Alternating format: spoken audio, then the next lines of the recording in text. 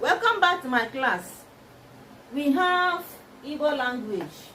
Still on preposition. Under it, we are going to consider a topic that says opposite.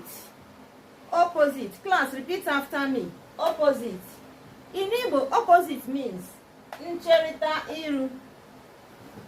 Again, class. Ncherita iru. Opposite. Ncherita iru.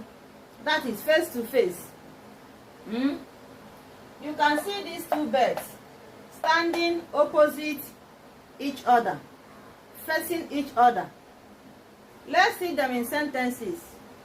Sentence number 1A says, two birds are standing opposite. Repeat after me, class. Two birds are standing opposite. In Igbo, it means nnụnụ abụọ guzo